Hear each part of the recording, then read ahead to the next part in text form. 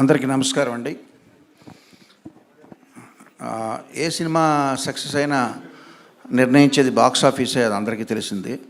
కానీ ఈ సినిమాకి మాత్రం ముఖ్యంగా నేను కంగ్రాచులేట్ చేయాల్సింది ప్రొడ్యూసర్ అండ్ డైరెక్టర్ని.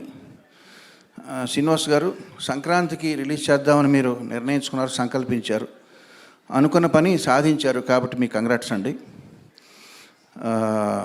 విజయ్, సంక్రాంతికి రిలీజ్ చేద్దాం అనుకోవడమే కాదు, అలా అని చెప్పి వన్ ఇయర్ ముందు పెట్టే ప్రివిలేజ్ లేదు. సో జస్ట్ 3 monthsలో దీన్ని ఫాస్టెస్ట్ ప్రొడక్షన్గా ఈ మధ్యకాలంలో చేసి సక్సెస్ సాధించినందుకు నీకు కంగ్రాట్స్. కానీ ఒక చిన్న లోటు ఉండిపోయింది. శ్రీను గారు, నేను ఆర్టీసీ క్రాఫ్ట్ షోస్లో దేవి థియేటర్లో సినిమా చూశాను, ఆడియన్స్ దగ్గర చూసి ఎంజాయ్ చేశానండి. మనం కలిసి మన కొవ్వూరులోనో రాజమండ్రిలోనో చూడాలి, అది చూడలేకపోయాం, ఆ లోటు ఉండిపోయింది.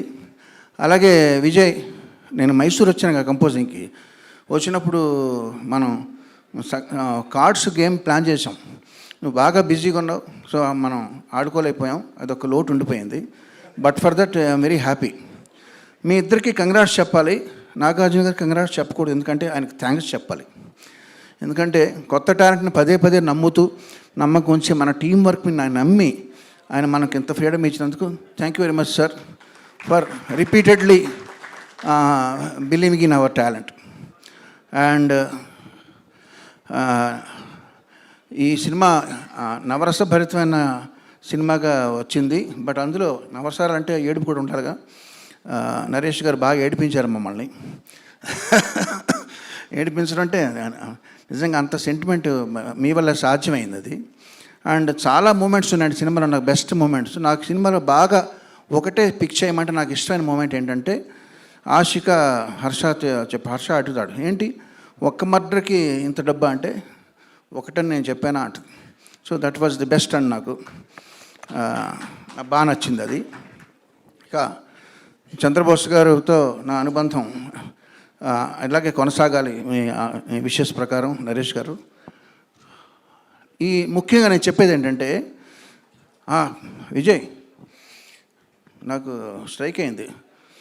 అంటే మనం రోజు చూసేది మన ఇంటి పక్క చెట్టు, పెరట్లో చెట్టుకి విలువ లేదంటారు.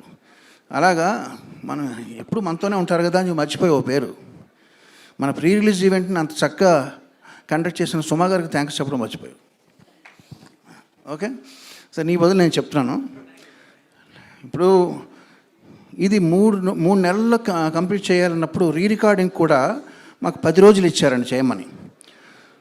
మామూలుగా అయితే మాకు రికార్డింగ్కి 2 months పడుద్ది. బింబిసార్కి 2 months చేసాం. సో దీనికి 2 months చేసే టైం లేదు. బట్ ఏం చేయాలి, ఇదివరకు రోజుల్లో మాకు సాంగ్స్ కానీ బ్యాక్గ్రౌండ్ స్కోర్ కానీ 50 మంది ఆర్కెస్ట్రా మినిమం ఉండి మాతో చేసేవాళ్ళు. రికార్డింగ్ అంటే 3 days.